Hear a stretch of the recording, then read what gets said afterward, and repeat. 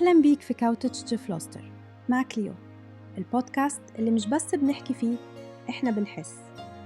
هنا الكلام بيبقى حقيقي، بسيط، صادق، وكل مرة بنقرب أكتر من نفسنا. النهاردة الحلقة مختلفة، أهدى، أعمق، فيها صمت بس مش فراغ.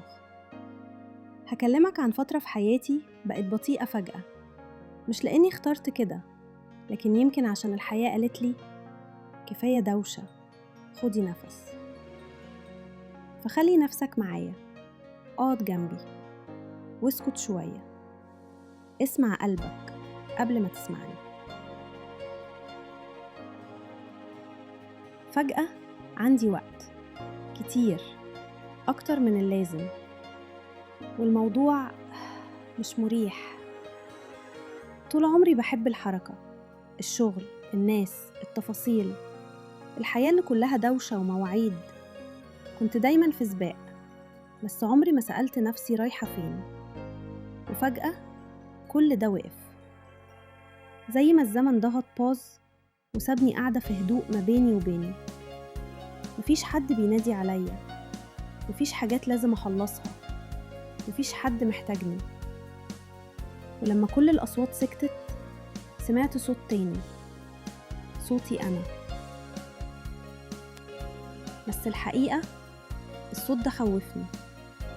كنت فاكرة إني لما ارتاح هحس بالسلام، بس أول ما سكت كل اللي حواليا بدأت أسمع اللي جوايا.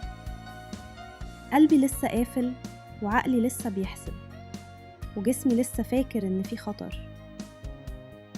لقيت نفسي بكتب قوائم وحط خطط وفكر أعمل إيه بعدين، حتى وأنا المفروض بستريح.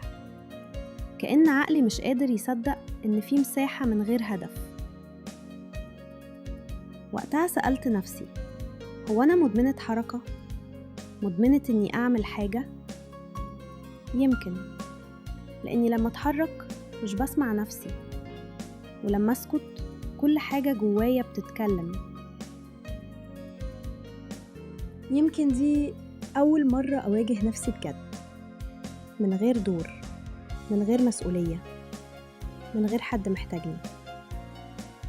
بس يمكن كده الصح. يمكن دي أول مرة الحياة تسيبلي مساحة أعيشها أنا بطبعي اجتماعية، بحب الناس، بحب الحوارات، بحب اللمة، الضحك، الحكايات اللي بتطول. الناس دايما كانت بتخليني أحس إني موجودة. بس دلوقتي لأ، دلوقتي أنا لوحدي، مش بالضرورة وحيدة، بس لوحدي. ما بقتش عايزة دوشة، ما بقتش عايزة مجاملات، ولا حتى طاقة نحكي على الفاضي. بقيت بحب السكون، حتى لو ساعات بيخنقني. في أيام بحس فيها إن الوحدة دي راحة، وفي أيام بحسها سجن، وفي كل مرة الاتنين صح. بقعد أشرب القهوة الصبح من غير تلفزيون، من غير موبايل، بس أنا والهدوء. وفي اللحظة دي بحس إني قريبة مني. بس برضو ساعات بيجيلي إحساس غريب، إن في حاجة ناقصاني، زي ما يكون قلبي نفسه على صوت تاني حواليا، بس عقلي مش جاهز يستقبله. بقيت متعلقة ما بين الحنين للناس والراحة اللي في غيابهم، ما بين الاشتياق للحياة اللي كنت فيها والهدوء اللي كنت بدور عليه طول الوقت. الوحدة دي علمتني حاجة، إن مش دايما الوحدة نقص، ومش دايما اللمة أمان. أوقات الوحدة بتطلع نسختك الحقيقية، من غير ميكب، من غير أداء، من غير تصنع. بس صدقيني، النسخة دي مش دايما سهلة تشوفيها. كلنا اتربينا على إن مع الناس يعني تمام، ولوحدك يعني في مشكلة. بس يمكن الحقيقة العكس. يمكن الهدوء هو اللي بيعالجك، مش الزحمة. السكوت عمره ما كان راحة. في الأول بيخوف، بيفكر، وبيوجع. لما كل الأصوات بتسكت بيطلع صوت واحد بس، صوتك. بس الصوت ده مش دايماً لطيف. ساعات بيطلع منه وجع قديم، أسئلة كنت بتهربي منها، ذكريات كنت متخيلة إنها خلصت. زي مثلاً صوتي وأنا بسأل ليه سابوني؟ ليه كنت دايماً لازم أكون القوية؟ ليه محدش اختارني بس الكل احتاجني؟ سكوت رجع لي صور ناس، أهلي اللي المفروض يكونوا الأمان، بس كانوا مصدر الوجع. قرار البعد عنهم ما كانش سهل، ما كانش غضب، كان نجاة. اللي برا يشوفك يقول إزاي تبعدي عن أهلك، بس محدش كان جوا الليلة، محدش عاش التناقض بين الحب والسيطرة. أنا كنت عايزة حب وهم كانوا عايزين طاعة، وأنا اخترت نفسي. بس ده الاختيار اللي بيوجع أكتر من أي حاجة تانية، ولسه وجع عليا موجود جوايا. هو مش وجع فقد، ده وجع وجود، وجع إنك تعيشي وناسك لسه عايشين بس مش في حياتك. وبعدين فيه علي، مش أخويا وبس، ده كان روحي التانية. أنا كنت له كل حاجة، الأخت والأم والسند. كبر وأنا شايفاه، ضحك وأنا اللي جنبه، خاف وأنا اللي طمنته، وفجأة اختفى. مش لأنه مات، بس لأنهم بعدوه عني، بالكلام، بالمخاوف، بالتحريض. أفتكره كل ليلة، ساعات بحلمه صغير، ساعات كبير ومش بصصلي، بس في كل الحالات وحشني. بس المرة دي مش هجري وراه، مش هحاول أنقذه. المرة دي هسيبه في مكانه واسيب نفسي أتعالج. الحقيقة اللي تعلمتها إن الحب مش دايماً تمسك. ساعات الحب الحقيقي إنك تسيب عشان ما تكسرش أكتر، تسيب عشان توقف النزيف. السكوت ده اللي أنا عايشة فيه دلوقتي مليان أرواح، أصوات، حكايات، ذكريات.